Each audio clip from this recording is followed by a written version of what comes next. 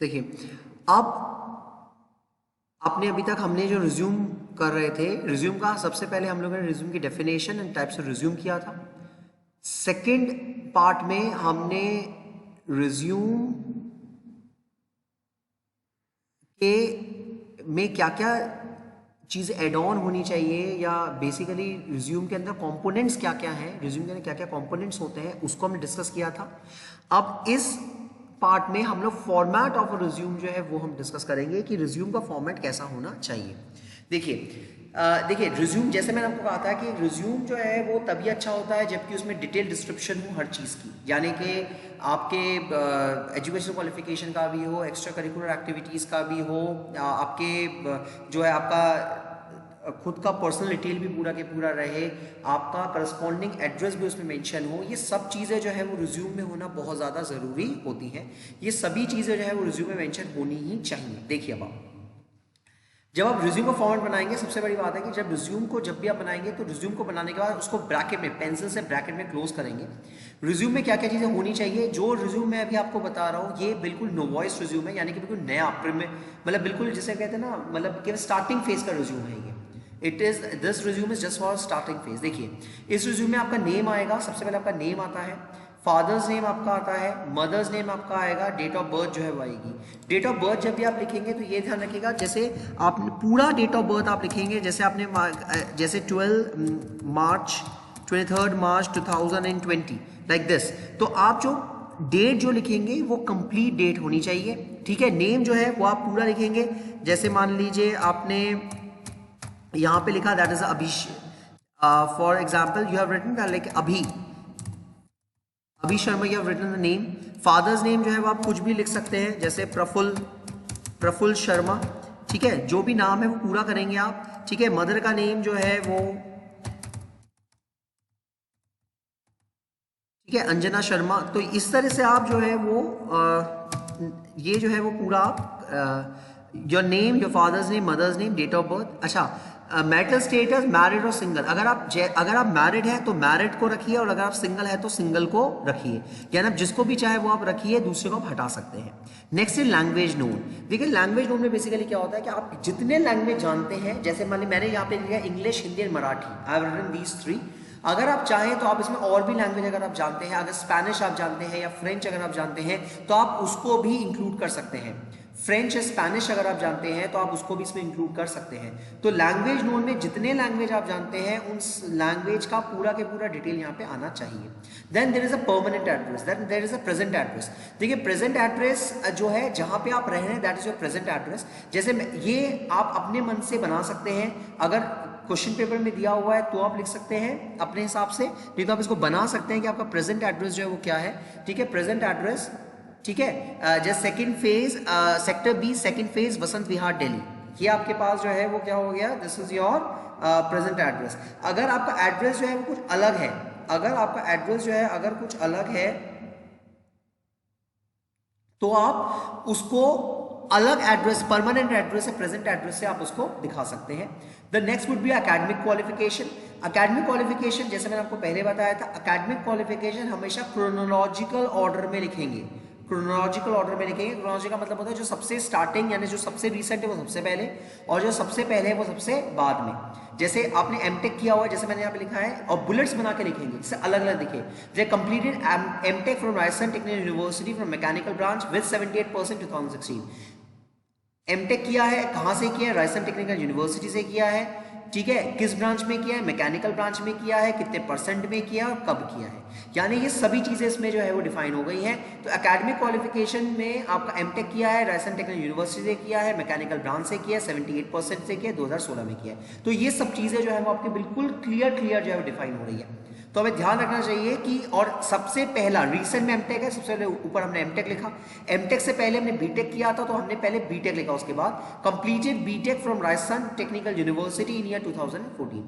ये हमने बीटेक जो है वो राजस्थान टेक्निकल यूनिवर्सिटी से किया है, 2014 में किया है, मैकेनिकल ब्रांच से किया विद 75%। यानी कि पहले एमटेक किया है क्योंकि रिसेंट का एमटेक था, उसके बाद फिर बीटेक किया तो बीटेक हमने लिख दिया। बीटेक जो है वो हमने लिख दिया, बीटेक जो है वो हमने लिख दिया। ठीक है। उसके बाद है आपके पास बीटेक के बाद है आपने कहा 12। देखिए completed senior high secondary school in science stream with 82% in year 2010 कि देखा जाए तो इसके बाद हमने 12th लिखा। देखिए पहले एमटेक फिर बीटेक और फिर 12th, यानी क्रोनोलॉजिकल ऑर्डर सेट हो गया। पहले सबसे रीसेंट, उसके बाद फिर क्या आता है, उसके बाद क्या आता है। पहले एमटेक कर दिया, फिर हमने बीटेक कर दिया और फिर हमने 12th कर दिया। कि हमने 12th किया है in science stream, science stream से 12th किया है, 82% के साथ किया है। और कब किया है, 2010 में। तो पहले एमटेक फिर बीटेक फिर 12th and after that there is 10th। Completed high secondary school with 89% in year 2008 कि मैंने हाई सेकेंडरी स्कूल 10th पास किया है विद 89% इन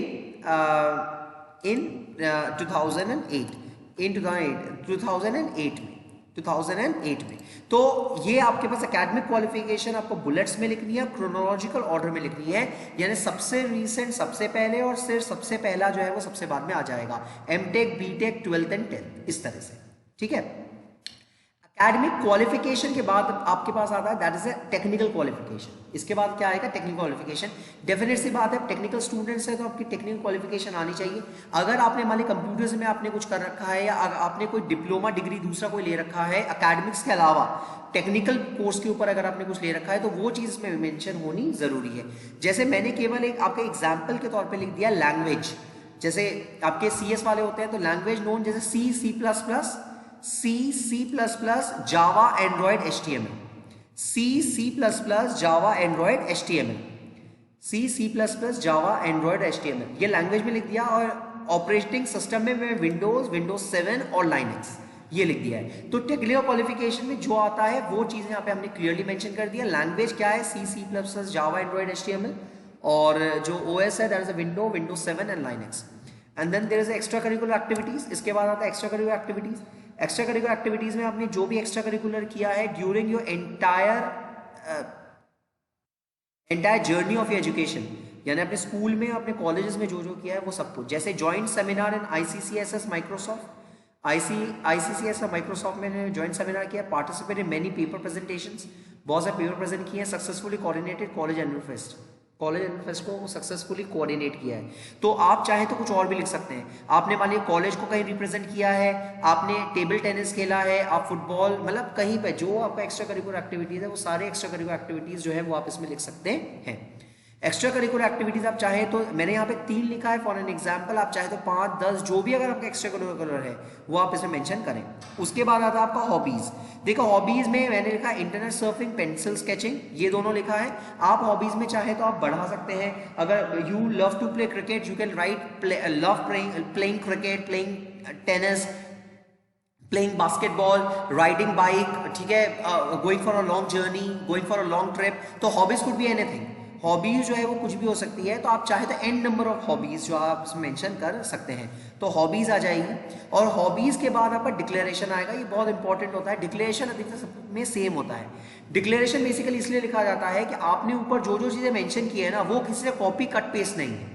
डिक्लेरेशन इसलिए इंपॉर्टेंट होती है कि आपने जो भी चीज ऊपर मेंशन की है वो कहीं से कॉपी कट पेस्ट नहीं है, रादर जो भी चीज आप लिख रहे हो, जो भी चीज आप डिक्लेयर कर रहे हो वो आपने खुद ने की है।